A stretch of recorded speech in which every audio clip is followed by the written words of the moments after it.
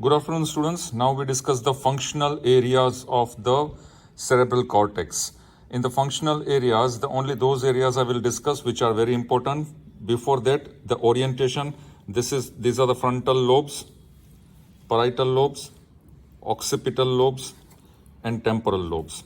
In this way, we are holding. So therefore, these two are the central sulcus. This is the central sulcus, right and left side. So this is the precentral gyrus. Precentral gyrus. On the precentral gyrus, first we are going to start with the functional areas of frontal lobe. So in the precentral gyrus will be functional area number 4, which will be known as primary motor area. And it will control contralateral half of the movements of the body. And here this area is represented in the form of inverted homunculus. Homunculus might have been discussed with you in physiology. That is inverted representation of the entire body, starting from the mouth, eyes, etc., head and neck here, upper limb and lower limb. And the homunculus also specializes in such a way that the area of representation will resemble the core part of the representation. That is, the area of representation is not according to the size of the muscle, but it is according to the actions of the muscle. This is how the homunculus is represented in the precentral gyrus, area number 4, where the motor areas are located, inverted homunculus. That is for the movements of tongue, lips, etc., eyes, their areas are represented in a bigger area here on the precentral gyrus. And for the hand, upper limb, lower limb, they are represented in a smaller version, in a smaller portion. So therefore, area number 4 you have to remember, that is for the contralateral half of the body, voluntary movements, primary motor area. Second will be, because this portion is asked in Viva, so we only ask the students, where is area number 4 or what is area number 4, where is it located? And at the most, what are the functions? Then in front of area number 4, superior, middle and inferior. These three are the superior, middle and inferior frontal gyri. So posterior part of the superior, middle and inferior frontal gyrus will have area number 6. This is area number 4 precentral gyrus, in front area number 6. Area number 6 will cover all the three gyrus, superior, middle and inferior frontal gyrus, but their posterior part. And this area number 6 is called premotor area. And area number 6 is concerned with extrapyramidal system, where the extrapyramidal tracts will take origin. And also area number 6 will be correlated with area number 5. And this premotor area will help in normal functioning of the area number 4. That means it will also regulate the movements of contralateral half of the body. But the most important point in area number 6 will be, it will regulate the skillful movements. So whatever skillful movements are necessary for the body, they are regulated by area number 6, premotor area. In front of area number 6, premotor area, inferior frontal gyrus. So the posterior part of inferior frontal gyrus, not inferior but middle frontal gyrus, posterior part of the middle frontal gyrus here, in front of area number 6 will be known as the frontal eye-filled area, area number 8. Please note down these area numbers. These are the most important area numbers which we ask.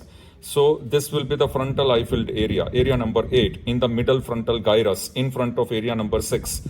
And this frontal eye-filled area will regulate the conjugate movements of the eyes. So when this area is stimulated, there will be opposite conjugate deviation of the eyes, and it will be voluntary conjugate movements of eyes, which are called the voluntary scanning movements of the eyes. So in front of area number 8 now, this is the frontal eye-filled area. In front of area number 8 will be the anterior part of the superior, middle and inferior frontal gyrus. Anterior part of the superior, middle and inferior frontal gyrus. So therefore, in short, it includes the anterior part of the frontal lobe. This area will be known as prefrontal cortex.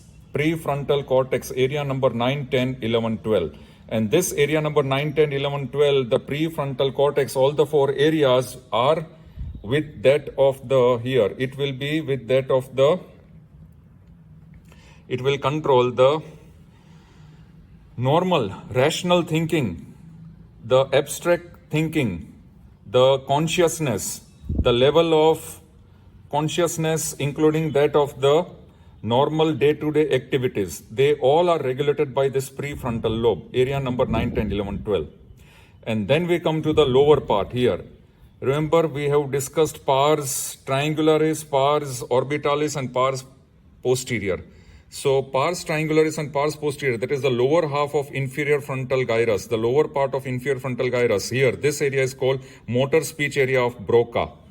So this is area number 44, 45, motor speech area of Broca. The stimulation of this area, what will it do? It is, as the name suggests, it is motor speech area. So it will help in the articulation of lips, tongue, larynx, pharynx, vocal cords. It will help in production of the speech. And left side motor speech area of Broca, this is predominant. Area number 44, 45. And the last area in the frontal lobe will be, I have to show you the medial surface. Remember, this is the medial frontal gyrus. So the posterior part of medial frontal gyrus, this much is the medial frontal gyrus, and the posterior part of medial frontal gyrus here on the medial surface will be known as supplementary motor area. And this supplementary motor area will regulate complicated movements, complex movements. It will help the primary motor area and premotor area in executing the complex movements of the body. So this is called supplementary motor area here in the posterior part of medial frontal gyrus or medial frontal lobe here.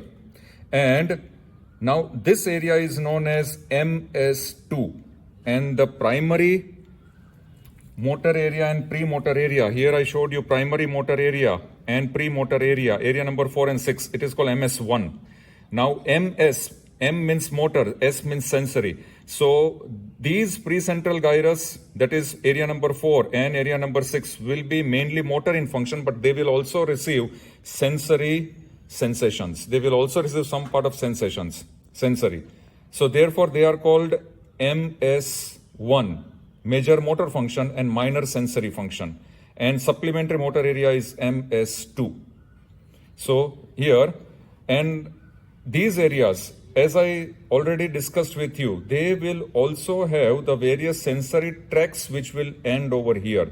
Some of the sensations are also relayed here in the motor.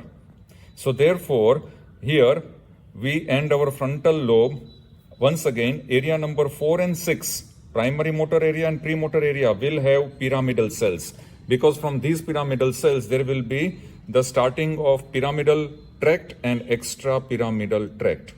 Then we come to parietal lobe. Now in the parietal lobe, superior parietal lobule, there will be the somesthetic association area.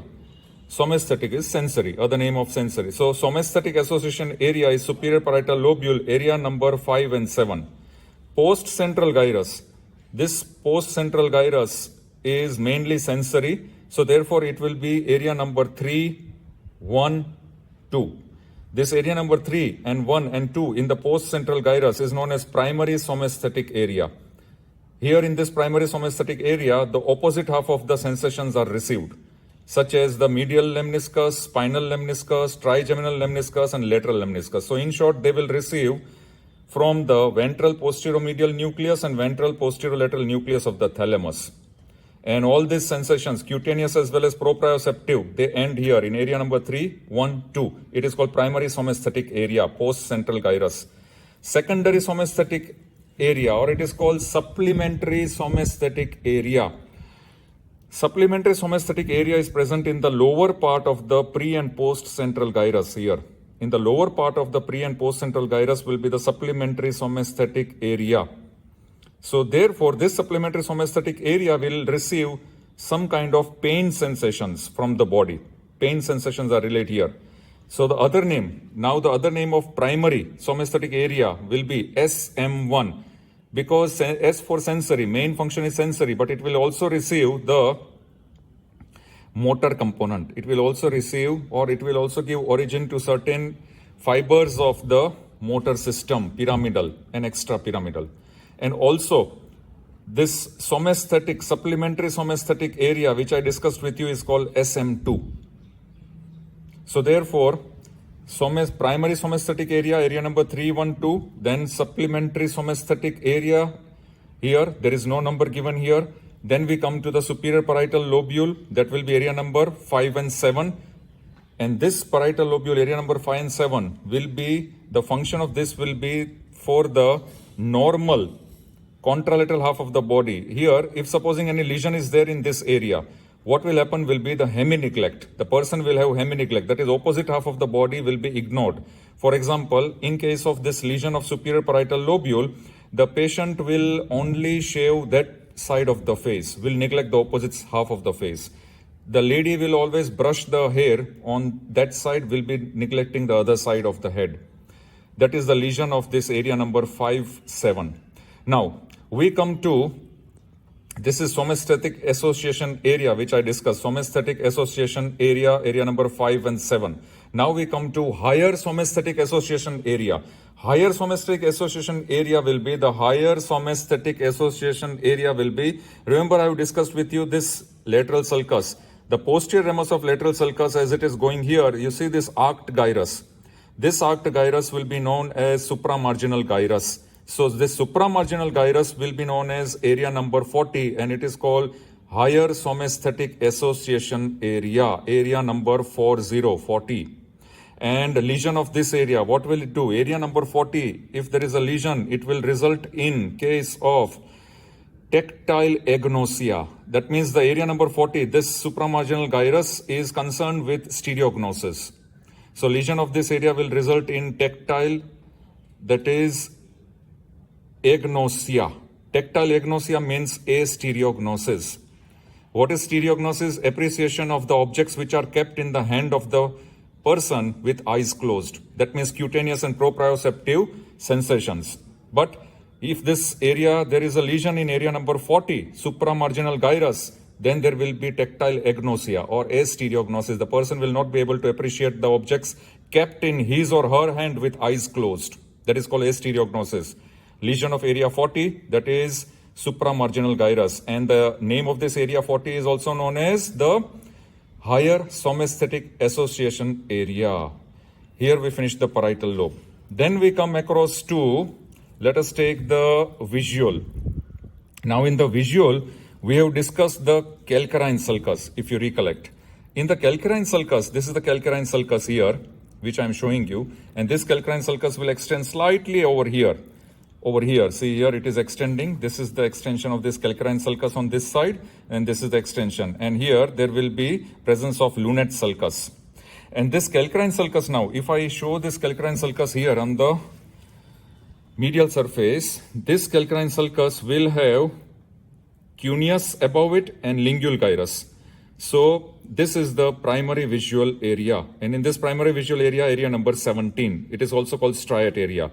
Directly the optic radiation coming from the retina, and lateral geniculate body will be relayed here in this area number 17, visual sensations. And surrounding these lips of calcarine sulcus, on the lips of calcarine sulcus and the floor, there is area number 18 and 19. 19 is peristriate area and 18 is parastriate area. 18 and 19 areas which are surrounding this area number 17. So approximately here, there will be area number 18 and 19. They are known as the visual association area. The visual association area in which there will be, what are the functions of this visual association area? It will help in recollecting the present visual sensations, present visual images with the past visual images. Area number 18 and 19, visual association areas. And also this 18-19 will help in further correlation with area number 17, that was primary visual area. Now here, it is worth to mention the higher visual association area. Along with this, there will be higher visual association area, and that higher visual association area will be located here. Now this is angular gyrus. The posterior extension of this sulcus. And what is the name of this sulcus? The superior temporal sulcus, the posterior upturned end. Over that, there will be an arced gyrus, and this arced gyrus is known as angular gyrus. And this is area number 39. Just behind the supramarginal gyrus, just behind area number 40, this is area number 39. And this area number 39, that is the Angular gyrus is working. It will function as the higher visual association area, in which what it will do, this area will help in the appreciation of the visual image and also interpretation of the written words. So what will happen if there is lesion in this area? You are asked in 1 mark question answer. It will result in sensory aphasia. Sensory aphasia of what? In the sensory aphasia that is known as the word blindness, in which the patient is unable to appreciate the word which is written by himself, unable to interpret the word that is written by himself, or unable to even interpret the image which the patient is able to see.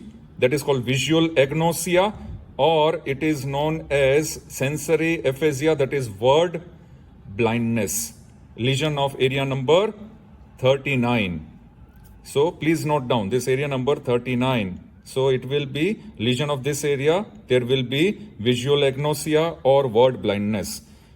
And then we come across to temporal lobe, auditory radiation.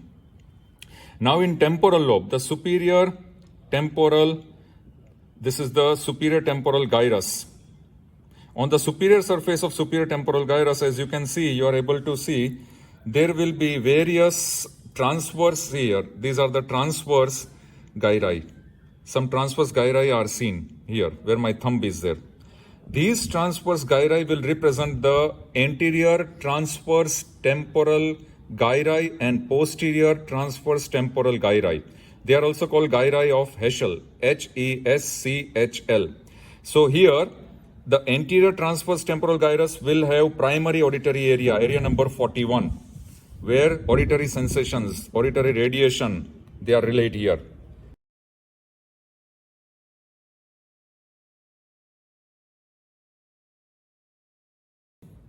This will be auditory area, primary auditory area, area number 41. Then, just behind, on the posterior transverse temporal gyrus, there will be the auditory association area,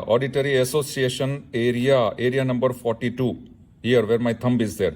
So area number 42, it will be known as auditory association area, in which it will receive the same sensations from area number 41.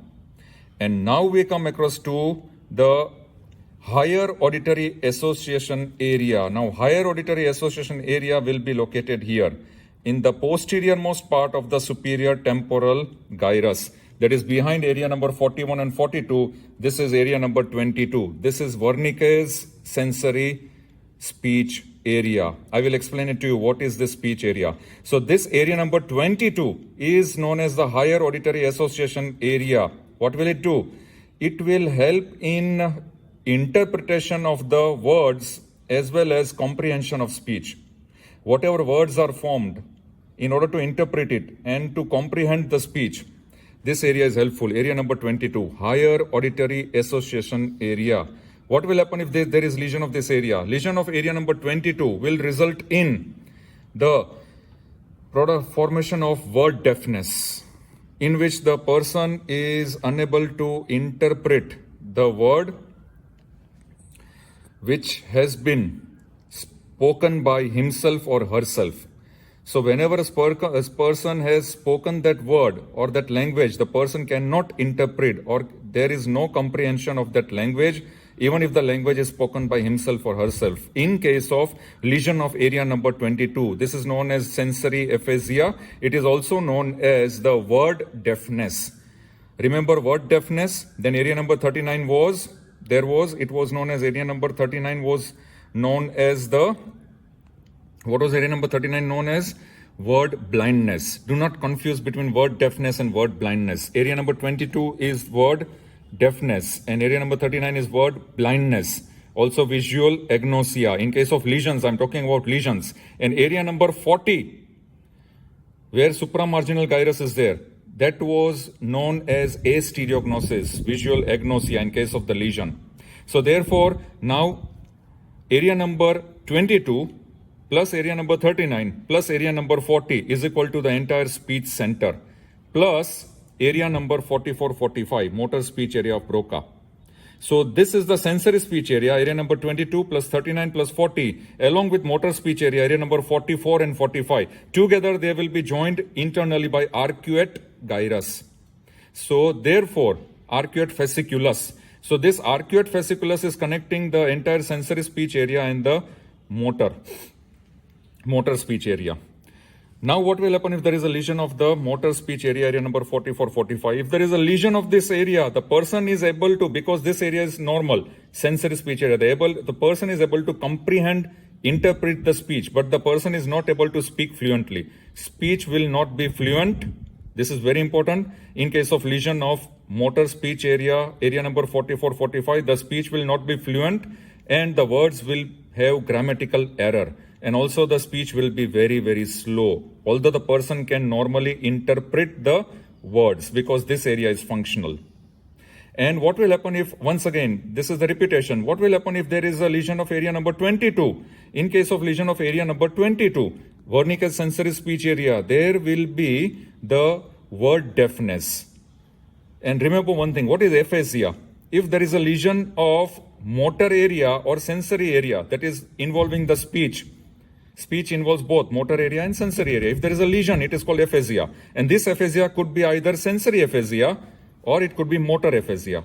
Now in sensory aphasia, it could be either all the three together, because in the sensory portion here, the entire brain at this level is receiving the sensations of hearing as well as visual sensations as well as proprioceptive. Proprioceptive sensations are being received by area number 40, stereognosis. Then visual sensations are received by, visual stimuli are received by area number 39.